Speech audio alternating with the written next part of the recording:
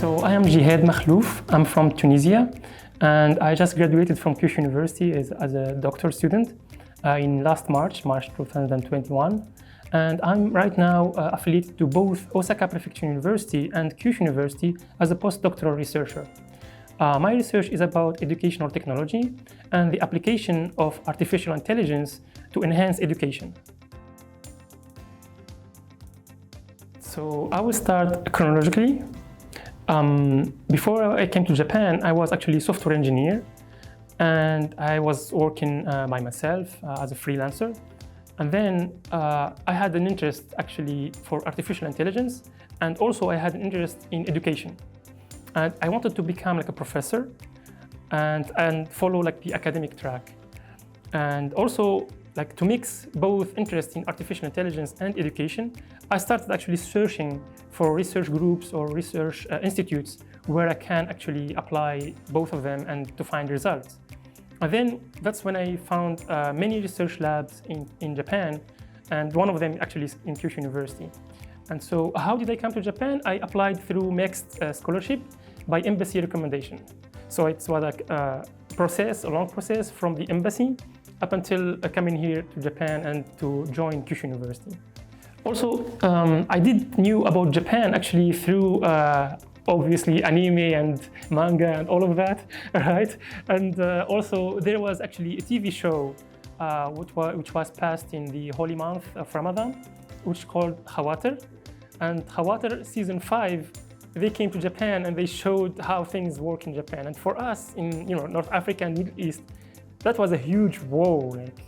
Like it was like the huge cultural difference, and it was like make it really, really interesting. And even without coming to Japan as a PhD student, I was actually planning to come for the Olympics to visit, right?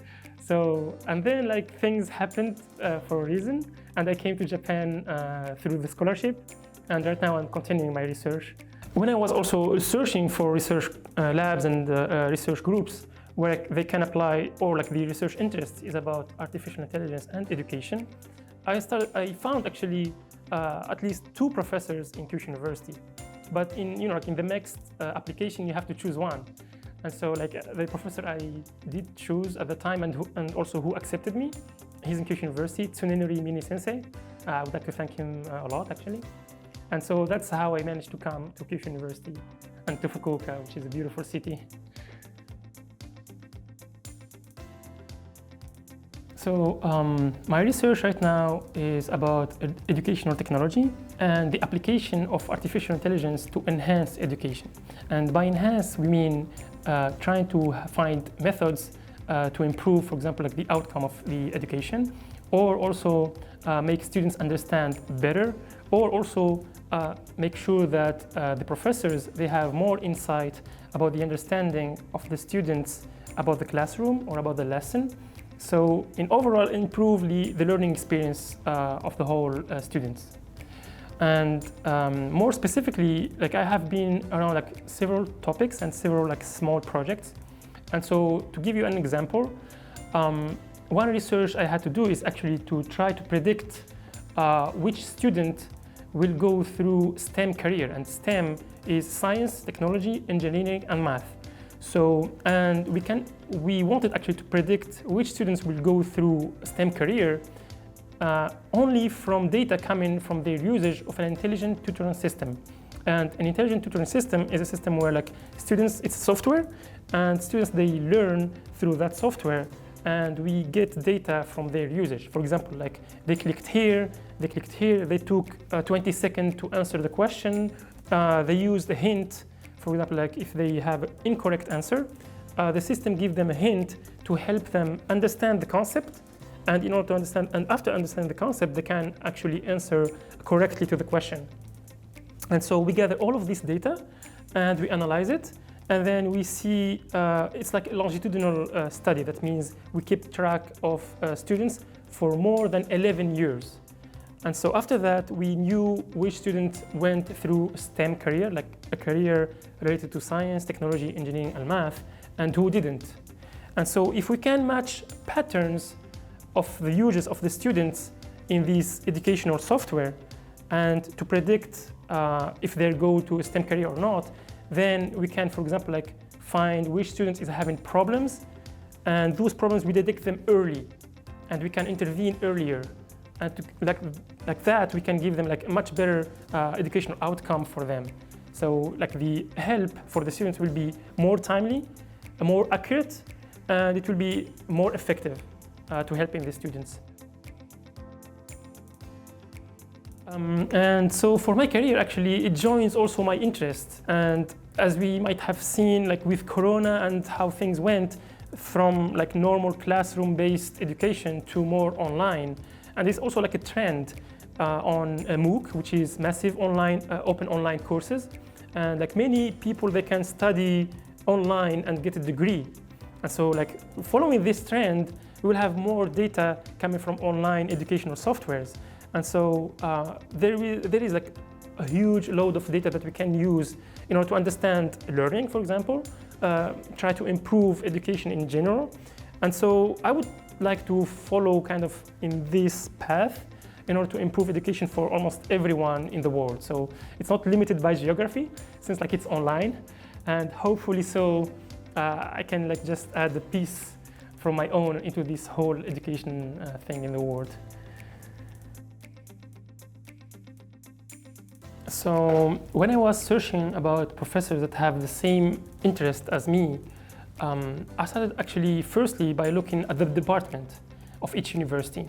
And so, well, firstly is to choose the university, right? And Kyushu University is among the top 7 universities, the imperial universities. So it was one aspect that made me search in Kyushu University.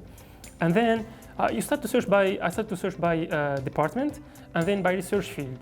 And it really depends, because some professors, they have like a website where they explain everything, others they don't. And so I went through that, like meticulously looking for each and every single professor, their topic and everything. So it took time. But at least you make sure that the research interests align. And other thing is that you can search by conference, for example. So if you have an idea about the conference that you would like to apply for or like publish into, then you can search in the names of the professors that are existing or like published in those conferences and journals. So those are like 2 things that can help you make your research faster. And so for the scholarship itself, so as I said, it's embassy, MEXT Scholarship by embassy recommendation. So there was an announcement in the embassy website in my home country. And so there is a whole process that it will be detailed in the announcement anyway. And then I had to prepare like all of the forms and everything and put the professors that I chose in that application form. And after that, you will have an interview. And so the interview is really important because you have to explain your research and what you want to do in the research. And if you manage to contact the professor earlier, then you will talk more in depth about the research and what you are going to do in Japan. And then it will make it much easier for you to have the interview, because like you will have already discussed the research topic. So those are really important. So the interview and the acceptance from the professor that will host you in the university here in Japan. So for the research proposal itself, well, for the scholarship or for any other thing, it have to be kind of specific and concrete, but also at the same time realistic. And so there is like a fine balance that is really hard to explain in words. But for sure, definitely when you do your research proposal, it's much better if you have it done with the supervisor that you will have. So because he will know more, he have like more experience, and he will have a research plan which is like more kind of robust and also kind of realistic, and not giving like promises everywhere, right? So yeah, so those are like definitely you have to contact the supervisor and have a research proposal with him or her. There are like many things that I had, many experiences that I had here in Japan. And so I would say the first thing is the kindness in general, and the safety that you will have here in Japan, like it's unmatched. So, well, like I will talk about just a few experiences. Once I got actually my phone dropped, and I managed to find it like easily. So those things really like makes a huge impression on me. So it was really nice. However, like here, since like in the campus that we have is kind of remote, and so like most of the services that you will have here, they do not speak English. So you've got to learn Japanese in order to interact, with the locals, in order to like do your things in services, supermarket, I don't know, like post office, hospital, whatever. So yeah, you've got to learn the language. So there's a bit of language barrier, but except that, my experience here so far like is smooth, no big problems whatsoever. Also, like the transportation is available. Wherever I want to go to experience something Japanese, I found transportation, I found explanations. So far it's really nice. And also, like I got myself involved with Kyushu University Foreign Student Association.